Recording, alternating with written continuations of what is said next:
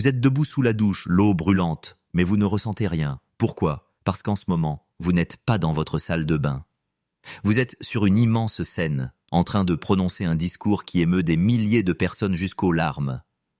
Ou peut-être êtes-vous dans votre voiture, en train de lancer enfin la réponse parfaite et puissante à votre patron à propos de la réunion d'il y a 3 semaines. Chaque mot est parfait. Chaque pause est puissante.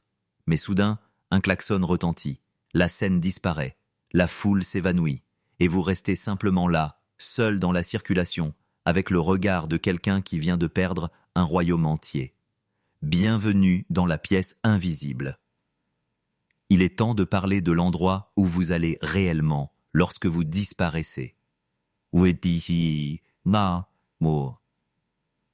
Admettez-le, vous y étiez.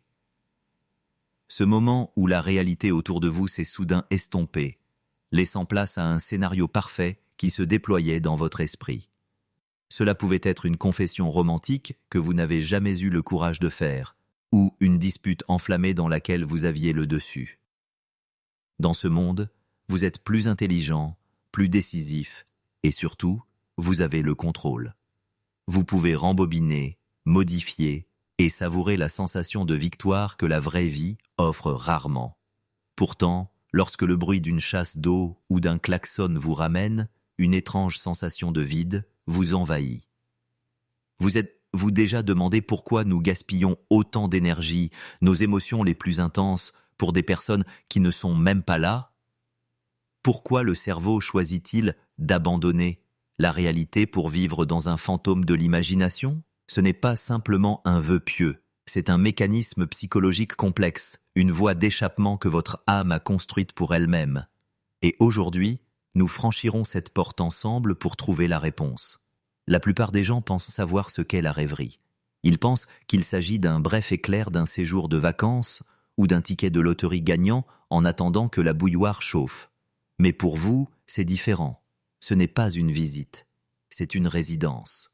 Vous voyez, une rêverie normale est une carte postale, mais ce que vous avez construit est un empire entier. À l'intérieur de votre esprit, il existe un monde cohérent avec sa propre géographie, sa propre histoire et ses propres lois. Il y a des personnages que vous connaissez depuis des années. Vous les avez vus grandir, échouer et triompher. Vous avez partagé avec eux des secrets qu'aucune âme vivante dans votre vie réelle n'entendra jamais. C'est le moment où la curiosité se transforme en une étrange prise de conscience. Tandis que la personne assise à côté de vous dans le bus voit une rue grise et pluvieuse, vous contemplez un coucher de soleil sur une ville qui n'existe pas. Alors que le monde réel semble mince, plat et étrangement silencieux, votre monde intérieur est bruyant, vibrant et débordant d'émotions. C'est un contraste terriblement beau. La réalité vous demande d'être patient, de vous ennuyer et de gérer l'incertitude désordonnée des autres. Mais à l'intérieur, les couleurs sont plus profondes, les enjeux sont plus élevés. Et chaque instant a un but. Vous ne faites pas que passer le temps. Vous vivez une seconde vie dans l'ombre de la première. Et le plus choquant, vous commencez peut-être à préférer l'ombre au soleil. Alors, que se passe-t-il réellement derrière vos yeux? Pour le comprendre, nous devons examiner un circuit spécifique de votre cerveau appelé le réseau du mode par défaut, ou le DMN. Considérez-le comme le studio interne de votre cerveau. La plupart du temps, lorsque vous vous concentrez sur une tâche, comme cuisiner ou lire, votre cerveau est engagé avec le monde extérieur. Mais dès que vous cessez de prêter attention, le DMN actionne un interrupteur. Il s'active. Ce réseau est conçu pour s'occuper de vous. Il traite votre passé, votre identité et votre avenir. Il est l'architecte de vos souvenirs et de vos fantasmes. Mais c'est là que cela devient dangereux. Pour la plupart des gens, le DMN n'est qu'un léger bourdonnement en arrière-plan. Pour vous, il est devenu la diffusion principale. Votre cerveau a découvert un raccourci vers le bonheur. Dans le monde réel, si vous voulez vous sentir aimé, respecté ou puissant, vous devez travailler pour cela. Vous devez prendre des risques. Vous devez faire face à la possibilité du rejet. Mais dans le studio interne de votre DMN, la récompense est instantanée. Chaque fois que vous jouez un scénario dans lequel vous êtes le héros ou dans lequel vous êtes enfin compris, votre cerveau libère une dose de dopamine. C'est rapide, c'est intense, et surtout, c'est sûr. Votre cerveau est un maître de l'efficacité. Pourquoi choisirait-il la réalité extérieure, désordonnée, lente et imprévisible, alors qu'il peut fabriquer ici même un pic émotionnel parfait?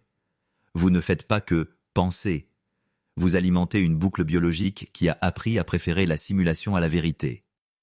Votre cerveau vous a littéralement programmé pour une solitude belle et isolée. En 2002, le professeur Elie Sommer a observé ce phénomène et lui a donné un nom qui sonne froid et clinique, la rêverie inadaptée. Mais derrière cette étiquette scientifique se cache une histoire profondément humaine. Les gens ne construisent pas ces mondes simplement parce qu'ils s'ennuient. Ils les construisent parce qu'à un moment de leur vie, le monde réel les a déçus. Repensez-y. Y a-t-il eu un moment où votre environnement vous semblait dangereux? Peut-être étiez-vous un enfant seul dans une maison pleine de monde. Ou peut-être êtes-vous né avec un cœur un peu trop sensible pour les aspérités tranchantes de la réalité.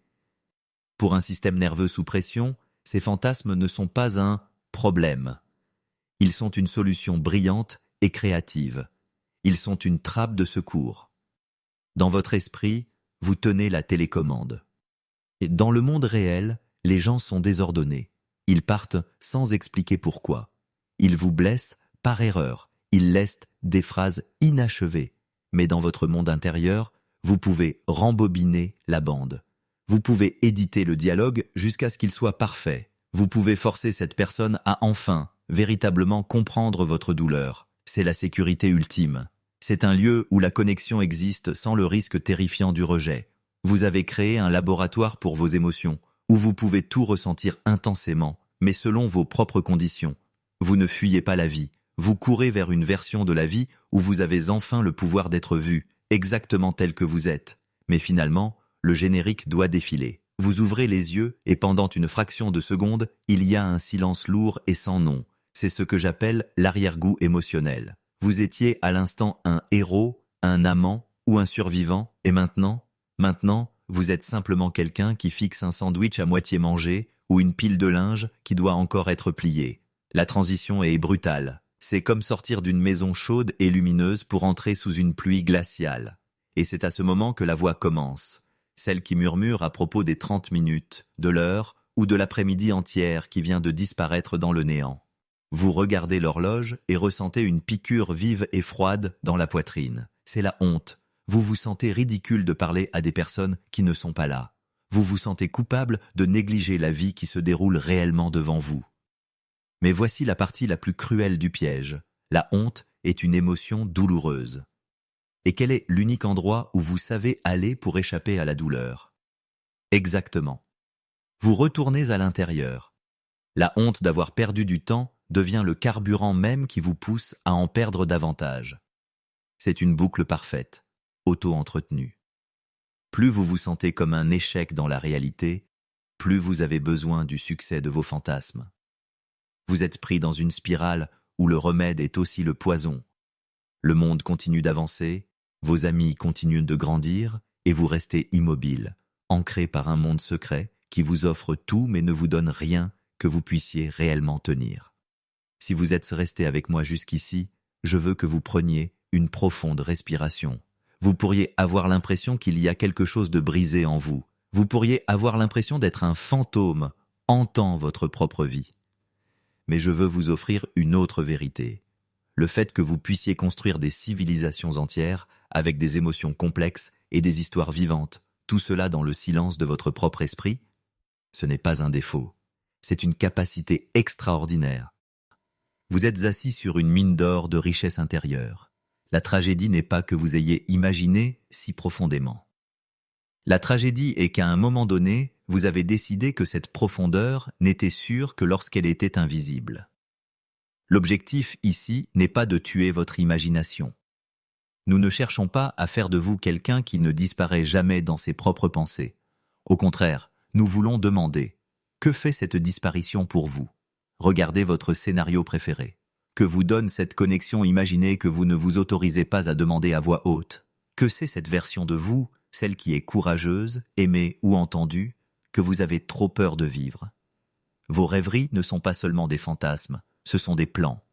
Elles vous disent exactement ce qui manque à votre réalité. Vous n'avez pas besoin d'être réparé. Vous avez simplement besoin de trouver un moyen de laisser cette richesse intérieure trouver une sortie sûre. Vous vous êtes adapté en privé, d'une manière que personne n'a jamais vue, ni reconnue. Maintenant, il est temps de cesser de cacher cette lumière.